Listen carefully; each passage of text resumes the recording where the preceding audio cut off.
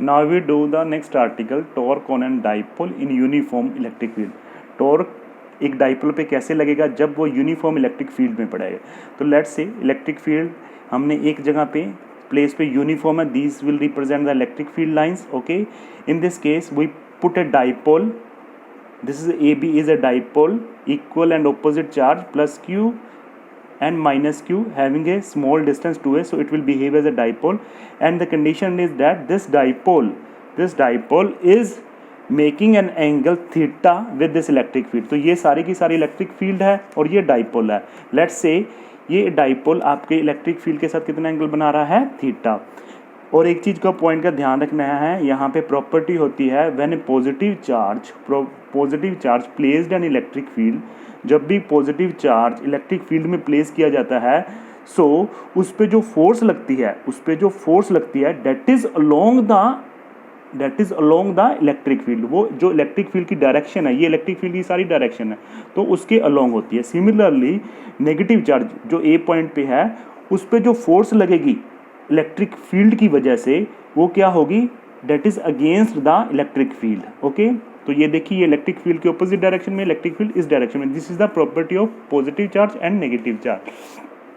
हमें पता है जो फोर्स और इलेक्ट्रिक फील्ड का क्या रिलेशन था, E is equal to F upon Q, और we can say F is equal to E into Q.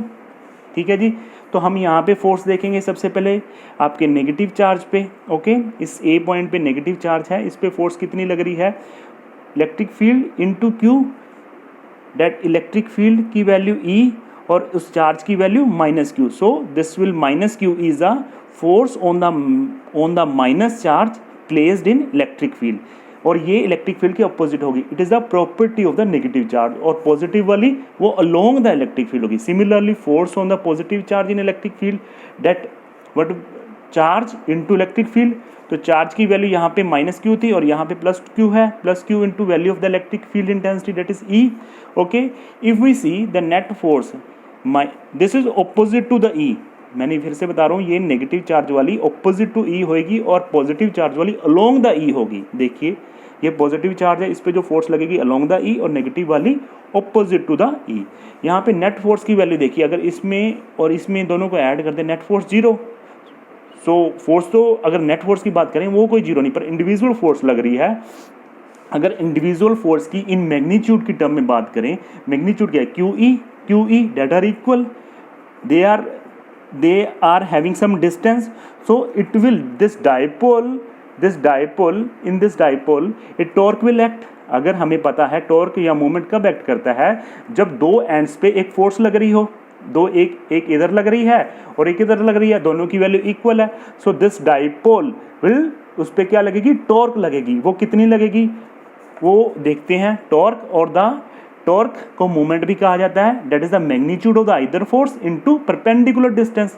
Either force, दोनों में से कोई भी फोर्स का मैग्नीट्यूड, सिर्फ ये इसमें या इसमें, प्लस और नेगेटिव साइन नहीं लेना, इनटू परपेंडिकुलर डिस्टेंस। ये तो परपेंडिकुलर डिस्टेंस नहीं है, किसके साथ है, परपेंडिकुलर डिस्टेंस चार्ज के जो फोर्स है उसके साथ देखना है, तो ये परपेंडिकुलर नहीं है, परपेंडिकुलर डिस्टेंस ऐसे ही होगा। ओके, सो हमने क्या किया, इसको आगे बढ़ा दिया लाइन को और इसको नीचे की तरफ बढ़ा दिया। So it will cut at point C. If this is the 2a, this is angle theta, so it will is 2a sine theta, तो ये हमारी 2a साइन थीटा होगी।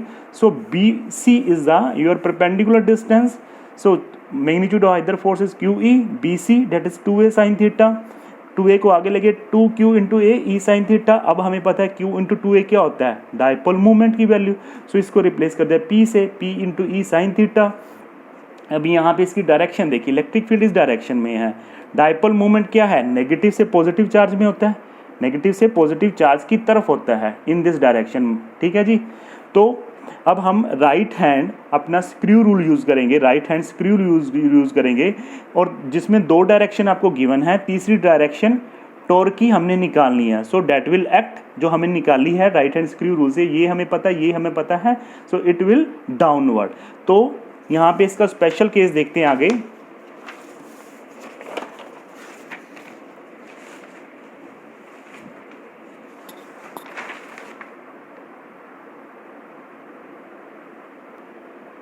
स्पेशल केस क्या है, when dipole is placed perpendicular to the electric field.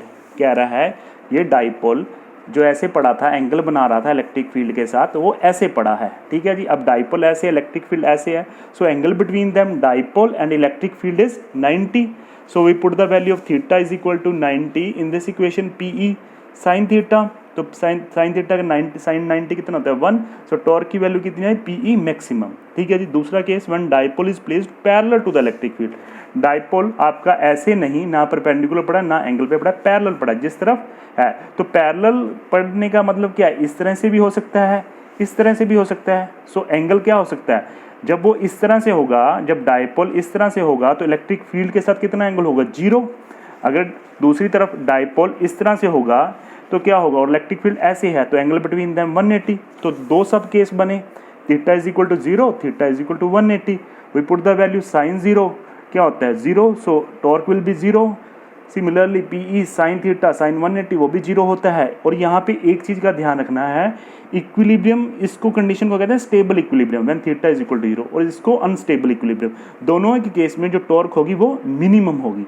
तीसरी चीज़, अगर E की value first वाले केस में हम 1 पुट कर दें, E की वैल्यू 1 पुट कर दें, तो मैक्सिमम आपकी जो मैक्सिमम टॉर्क होगी वो किसके बराबर होगी, P के।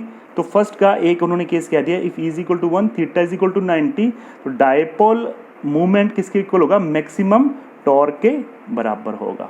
This is all about. And यहाँ पे जो स्टेबल और अनस्टेबल इक्विलिब्रियम है दैट वी डिस्कस, क्या होता है ये हम अगली क्लास में देखते हैं, क्या होता है ये स्टेबल और unstable equilibrium. Let's all about this topic.